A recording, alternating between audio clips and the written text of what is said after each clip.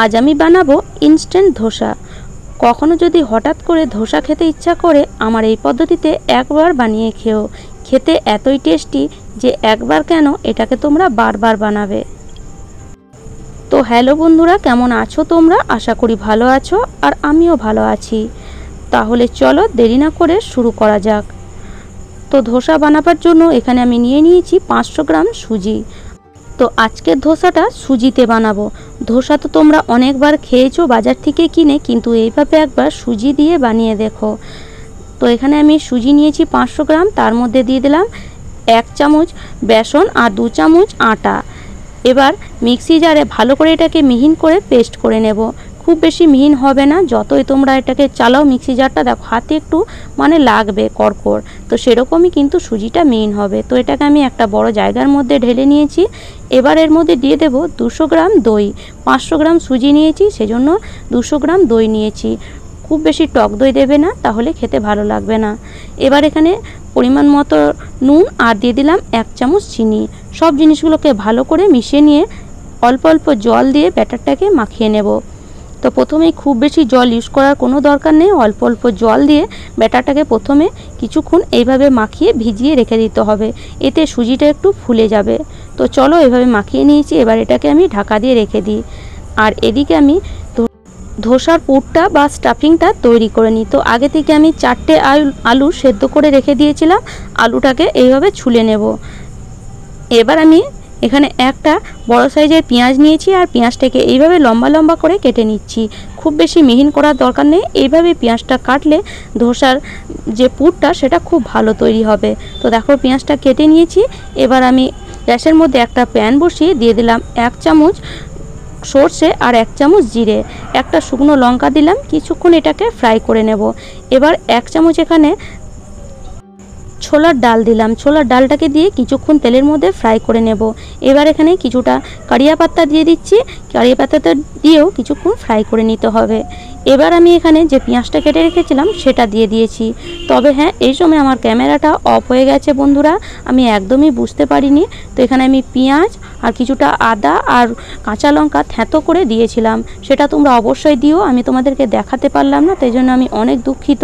তো দেখো কিছুটা পেঁয়াজটা ভেজে নিয়ে তারপরে আমি এই যে সেদ্ধ করা আলুগুলো সেগুলো দিয়ে দিলাম। তো এইভাবে কিন্তু পেঁয়াজ, আদা আর কাঁচা লঙ্কাটা অবশ্যই কিছুক্ষণ ভেজে নেবে, তাহলে মশলাটা ভালো হবে আর খেতেও ভালো লাগবে। এবার খুন্তি দিয়ে ভালো করে এভাবে ভেঙে নেব, এইভাবে ম্যাশ হয়ে যাবে খুন্তি দিয়ে ভাঙতে ভাঙতে। দেখো কত সুন্দর হয়েছে, খুব বেশি ম্যাশ করারও দরকার নেই, এরকম একটু গোটা গোটা থাকলেও ভালো লাগে খেতে। তো এইভাবে ম্যাশ করার পর এখানে দিয়ে দিচ্ছি কিছুটা পরিমাণ হলুদ গুঁড়ো আর দিয়ে দিচ্ছি পরিমাণ মতো লবণ, 1/2 চামচ ধনে গুঁড়ো দিলাম। এবার সব জিনিসগুলোকে ভালো করে মিশিয়ে নেব। এবার আমি এখানে কিছুটা ধনে পাতা দিয়ে দিলাম। বাস, ধোসার যে পুরটা আমাদের একদম রেডি। তো এই পুরটা এমনি খেতে কিন্তু খুবই ভালো লাগবে। তো চলো পুরটাকে কিছু ঠান্ডা করে নিই। তো এদিকে আমরা চাটনি বানাবার জন্য এখানে একটা ছোট মিক্সির জার নিয়েছি। আর ধোসা তো চাটনি ছাড়া একদম পূরণ হবে না, সেজন্য চাটনি তো বানাতেই হবে। তো এখানে আমি বাটির মতন বাদাম নিয়েছিলাম ছোট বাটিতে, আর এখানে কিছুটা নারকেল নিয়েছি, শুকনো নারকেল, আর একটু আদা কুচি আর লঙ্কা দিলাম, আর ধনে পাতা আর কারিয়া পাতা, পরিমাণ মতো নুন, আর দিয়ে দিচ্ছি সামান্য একটু লেবুর রস। তোমরা এর বদলে দইও ব্যবহার করতে পারো, 1 চামচ থেকে 2 চামচ দই দিয়ে দেবে। আর দেখো কি সুন্দর চাটনিটা তৈরি হয়ে গেছে, একদম মিহিন করে বেটে নিয়েছি। এটাকে আলাদা একটা বাটির মধ্যে ঢেলে নিয়েছি।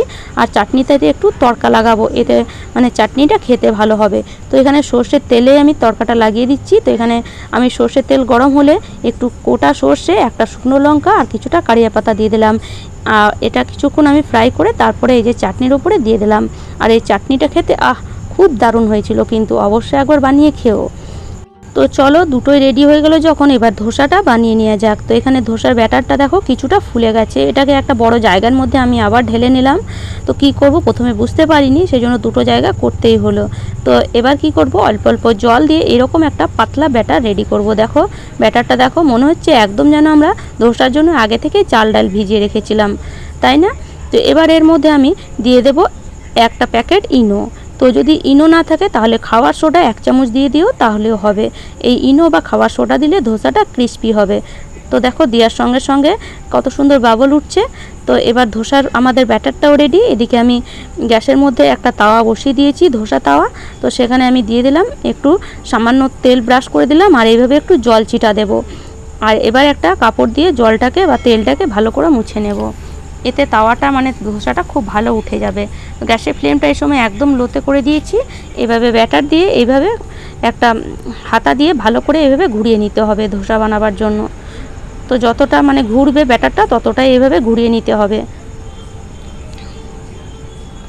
আর এই সময় গ্যাসের ফ্লেমটা আমি হাইতে করে দিয়েছি। তো এইভাবে তোমার ব্যাটারটা দিয়েই গ্যাসের ফ্লেমটা হাইতে করে দিতে হবে। এই ধোসাটা কিন্তু হাই ফ্লেমেই হবে। ওপরটা শুকে গেলে ওপর থেকে একটু তেল ব্রাশ করে দিচ্ছি।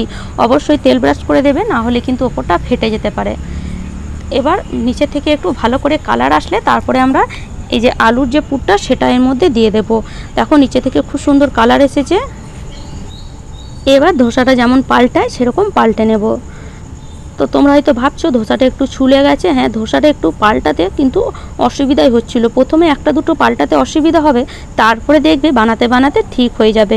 তো প্রথম যখন আমরা ধোসা বানাই তখন দেখবে চাল ডালের যে ধোসাটা হয় সেটাও কিন্তু প্রথমটা ওঠে না, তারপরে আবার আস্তে আস্তে খুব ভালো উঠতে লেগে যায়।